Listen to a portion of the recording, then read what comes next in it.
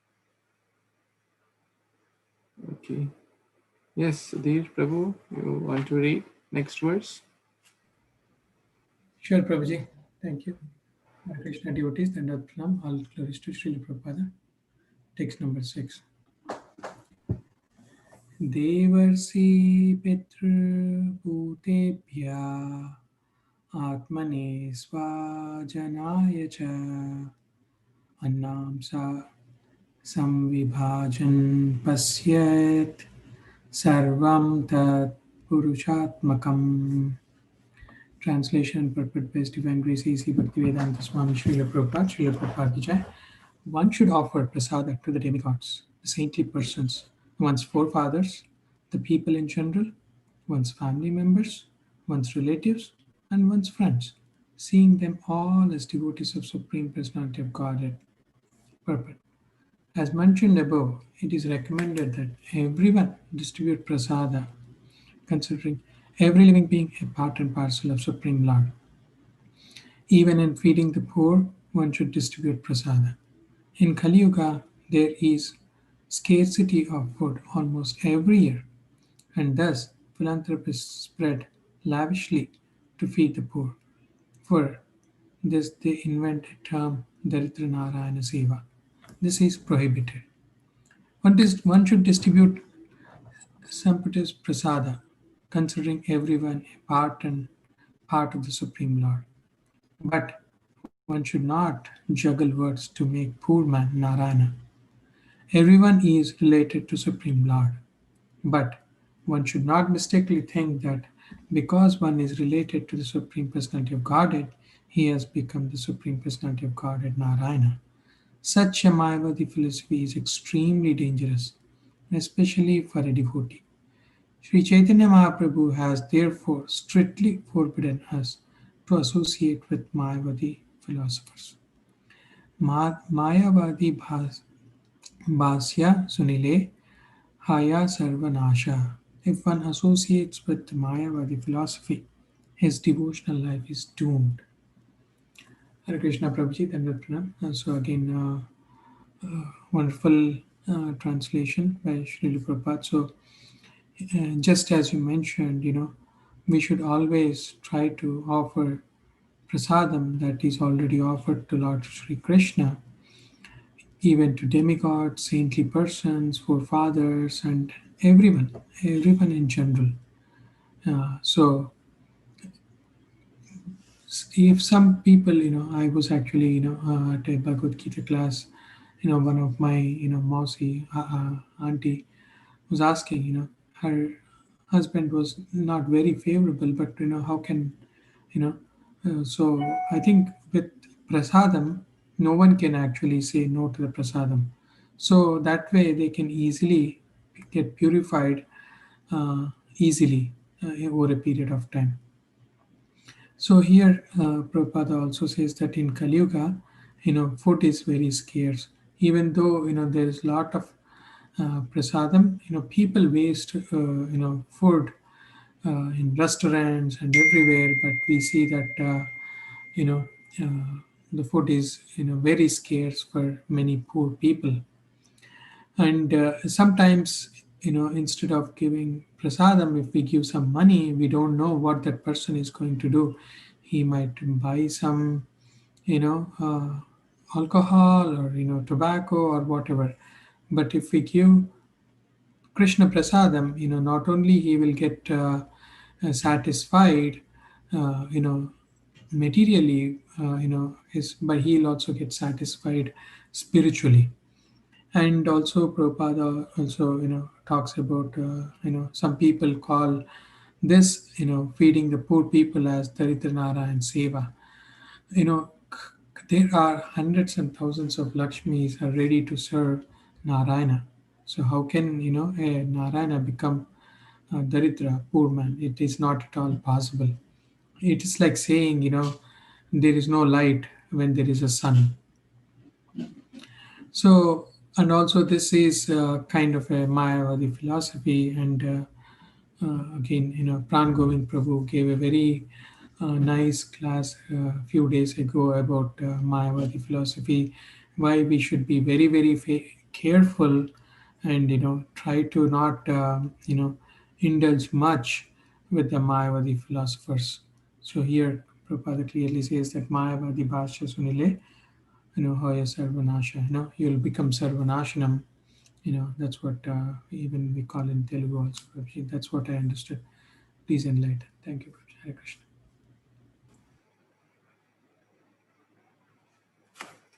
Thank you so much.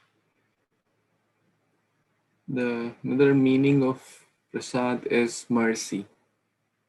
So when we offer to the Lord, we say bhoga. We don't say prasad.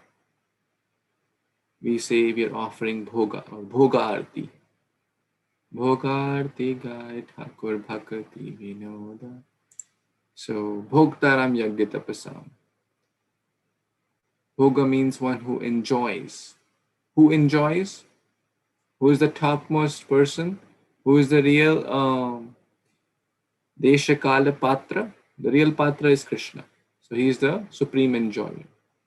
And we are all servants, whether it is a demigods, a saintly person, the forefathers, people in general, family members, relatives, friends, everyone. How should we see? That they are Krishna's children, Krishna's devotees. So then the bhoga, which is the remnants of the Lord, after the Lord has accepted, is offered as mercy to everyone, to the animals, to the birds, to the demigods, to the forefathers. That is the whole consciousness. And that is the main duty of civilized human beings. That's the whole chapter title. That's the main duty of grihasthas, to offer prasadam, the mercy of the Lord, to everyone without any bias.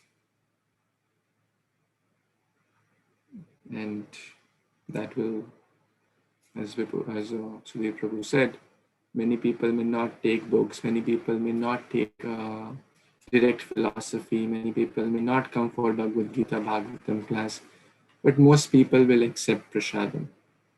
If we just, even American people, they like Indian food. If you just say, hey, I got some Indian food for you, so most of them will happily accept it.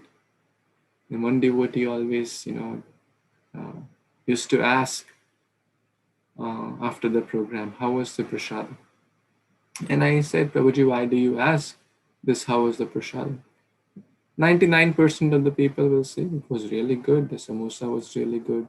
The sabji was really good. The rice pulao was so good. The prasadam you made was really nice. So what are they doing? Even though they may have no clue about Krishna consciousness, they are indirectly glorifying Krishna. They are doing kirtan because they are singing the glories of prasad, which is not different from Krishna. So they are doing kirtan, nama kirtan, guna kirtan. They are glorifying prasad. So what's happening? They honor prasad, and so we must also ask, especially those who are coming the first time, because it will give them chance to glorify Krishna in the form of prasad. I like that point, so try to follow it. It's easy, it's simple, so why not? What do you think? Any thoughts, comments, questions? And that will make us believe more that this prasadam is not different from Krishna, because often we may forget it. Therefore, chanting prayers and understanding the meaning of prayers is also very important. It should not be just lip service or just speaking and just waiting for the prayer to end so we can start taking prasad. Mahaprasade Govinde Ane do Anande. When Prashant Mukund Prabhu was joking like this. So, fatafat prayer khatam, and so I can start it. We should meditate upon the meaning of prayer. What is this prayer talking about? Why am I speaking this prayer? Then it will go deeper. Any comments, questions anyone has? Okay.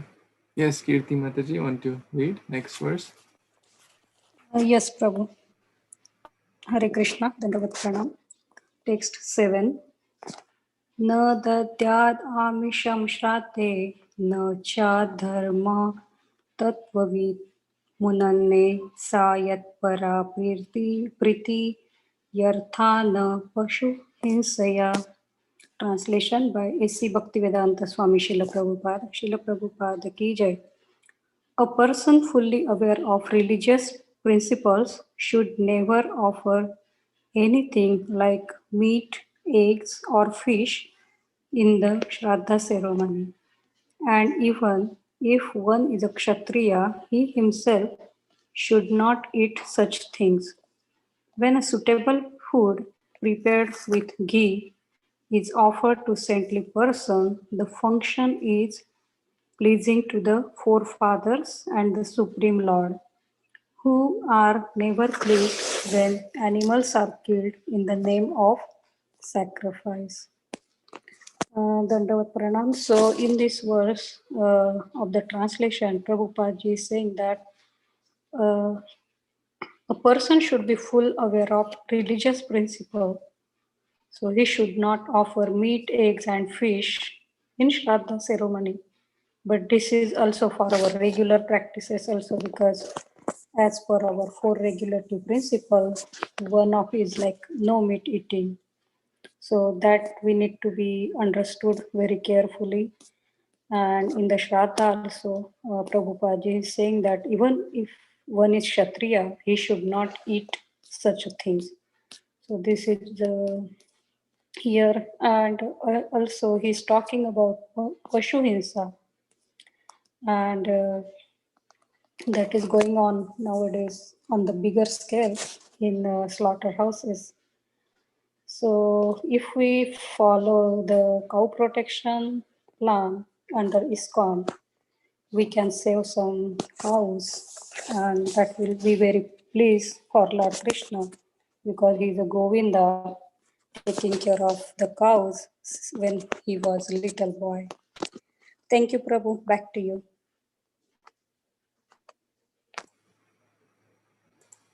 Thank you, Kirti Mataji, for reading. As you nicely mentioned, that yes, for devotees, it's not something to be just followed during special days. It is basically the core principle. No meat eating, no fish, eggs, etc. And it is against the pillar of Jivadaya, compassion. If someone is killing others, Kshatriya, what does Kshatriya mean? Anyone knows? Would anyone like to share? What does Kshatriya mean? Can you try? To protect the residents of the whole kingdom. Nice, very nice. Shat trayati iti Kshatriya. Shatru, Shat, to protect from the enemies, to protect the innocent from the enemies. So killing others for one's own satisfaction is not Kshatriya. It's basically a coward. Many people do fishing and deer hunting, etc. And they say, oh, Kshatriya has become hobby and killing cows and killing chickens, etc. Very degrading situation. And that's why we see so many problems happening in the world. Because the law of action and reaction has to come. So, but as Vaishnavas, as aspiring devotees, we must not do it. There are we can have a 1 hour class on this, why meat eating is not good. From scientific perspective, from medical perspective, from emotional perspective, from financial perspective, from ecosystem perspective, and most importantly, from spiritual perspective. It is, in all perspectives, is very degrading. One who is intelligent will understand that. That's the gross level of following the pillar of compassion or Jivadaya. The more subtle is to not cause harm to others. Not causing physical harm is one, by killing others. Killing also is to not speak in a such way that will kill others or that will harm others, or to not act in a such a way that will harm others, because it's against compassion. A compassionate person will not speak evil or will not act evil towards others. So that is more subtle, but that's also the meaning of following the four regulative principles, and one of them is to be compassionate, to not kill others. So how will the Lord be happy if we kill his children and offer to him? That's what is happening. It still is happening in some parts of the globe. Some people will offer cows, some will offer goats, etc. And they'll say it's an offering. The Lord will not accept. The forefathers will not accept. The demigods will not accept that. So one must not do so. Any comments, questions? Yes, Prabir Prabhu, you want to read next verse?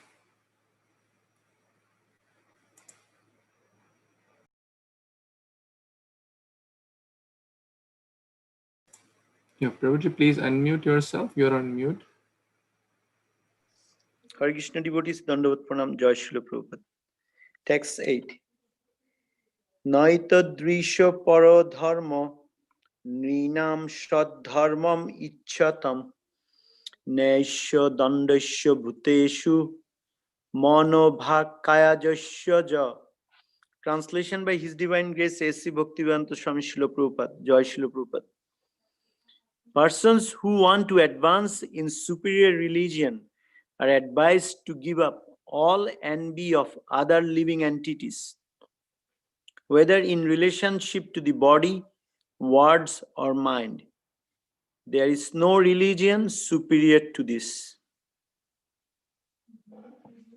Hare Krishna. So here Srila Prabhupada through Narad Muni is telling us that the envy about other living entities, and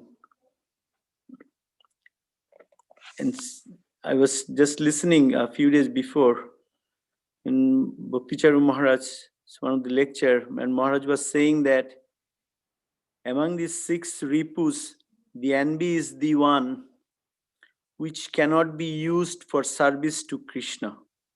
The other, all of them, Maharaj was giving different examples. They can be used for the service of Krishna. You can change our consciousness, but only the envy. And I think 1 year before, one Mataji was here and she gave a lecture in I think His Grace Devaki Mataji. I still remember one thing she was telling, and that envy, the first thing, and I try to, for myself, I can say I develop envy in so many ways. It looks like it's just hiding. It comes. And so the first thing Mataji was saying, that we have to acknowledge that we are envy. And what to talk about like other living entities. But I feel like that I have envy with Krishna, who's I cannot be even compared. I'm so insignificant, but still envy rises in the mind.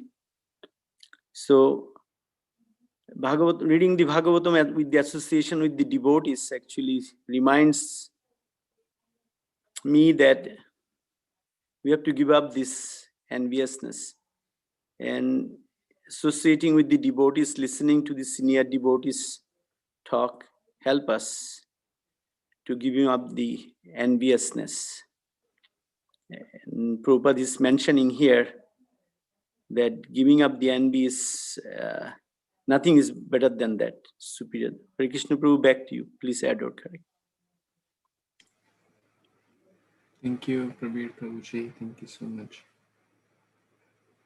So the previous verse was about gross violence, killing others. Envy is more subtle, as Prabhuji mentioned. Sometimes it's so subtle that we will not even know that we have that. But one time, someone said to Prabhupada, Prabhupada, I don't think I have these things you're talking about, lust, anger, greed. So I am not able to recall what Prabhupada said, but the point is, if one does not have that, one is actually a pure devotee. Prabhupada said, I think go check yourself, something like that. I don't exactly recall. The point is, envy is so deep-rooted, that it's even hard to identify these anarthas. How do I feel when others get more respect and I don't get respect? How do I feel if Vamsi Vilas Prabhu gets credit? He did small thing and he get a lot of credit, and I did big thing and I didn't get any credit. How do I feel then? What's going on in my heart? How do I feel when someone gets a promotion and I don't get a promotion? How do I feel when I see someone more opulent than myself? How do I feel when and Devki Mataji was mentioning that, like if someone is a mridanga player and the other is a cook, they will not have envy towards each other, probably, because they are in a different field. Like a doctor and a lawyer, they're in different field, they will not compare each other. But the conditioned mind will compare. One cook will compare to the other cook. One doctor will compare to the other doctor. One engineer will compare to the other engineer. So it's very, very deep rooted. It's very, very deep rooted. In the passive state, it's called jealousy.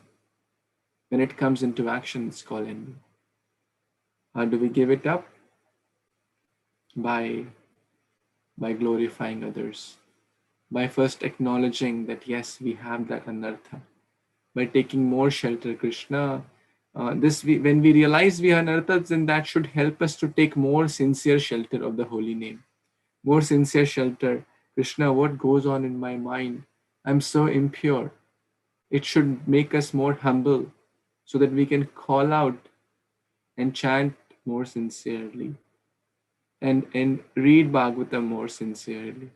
And that is the formula to uproot all the anarthas.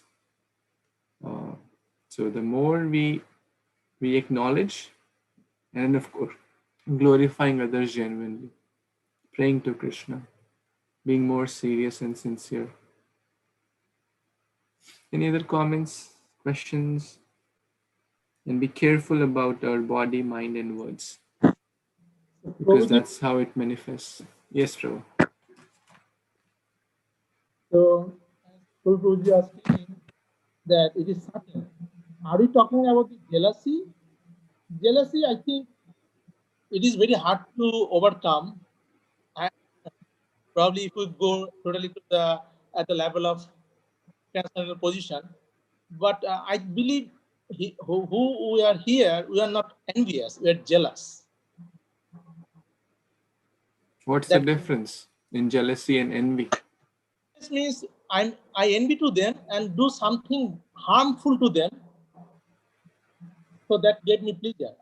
And jealous means, yes, he got the promotion, I did not get the promotion. Why it happened? Let me try better. Let me try to convince my boss. So I am jealous, but I'm trying to reach that position. I'm competing more, not harming others. And enviousness to harm and do some sadistic, pleasure. Yes. His Grace Gorgopal Prabhu once came to our college, and I remember someone exactly asked the same question, the difference between jealousy and envy. Jealousy is basically the passive state of envy. Passive means it has not yet manifested. So one can say envy in the mind is jealousy, because it is in the mind state. But yes, it is difficult. Absolutely, there is no doubt, and everyone acknowledges that it is difficult. All good things in life are difficult. Is overcoming lust, anger, greed, all these anarthas easy? No, no way, it is not easy. And then when we will realize Krishna's, mere bas ki baat nahi. I cannot do this on my own. Only you help me. I'm so impure. I'm so impure. I can't do this. Oh Bhagavatam, only you help me. So yes, it is difficult, but we should aspire and at least not have in the active state, first of all. Then we will work on the subtle level. Active state means not express it through words, not express it through senses. For example, my neighbor buys a new car, and because of my impurities, I'm feeling jealous. Hey, how come he got a new car? Maybe he got a new job, maybe he got a lottery, maybe he got this, maybe he got that. Now, in the active state, I can either speak harsh words to him, and maybe express, hey, why are you parking on my side, and this and that. Basically, that jealousy is leading to that outcome. Or maybe I, at the night, I kind of, scratch his car, or break the window. That's active expression of jealousy, and that's it. But the other point I can take, oh Krishna, I'm so impure, rather than being happy, because Vaishnava means para dukha dukhi, para sukha sukhi. I should be happy in his joy, but I am so impure that my mind is thinking like that. Krishna, please help me. Oh holy name, please help me. So does that help? It is difficult, but we have to try. First, cut out the active things, and then Chetodarpana Marjanam, by the process of sincere chanting, purification will happen. And yes, we will be able to attain that state if we are constantly trying. Yes, Kashish Mataji. Yes, Prabhuji. I just want to share one personal experience. It just happened few days back that after finishing the rounds, immediately something happened and I got very angry on my son. And then I realized that what is the point? And then I made myself understood that I have to see him also as not only as my son, but also another living entity who belongs to Kṛṣṇa. And if we tell ourselves that we should not try to control or make the things according to our own wish and just accept and try to improve and see Krishna, try to see Krishna in everything. So maybe it will help us. I feel that.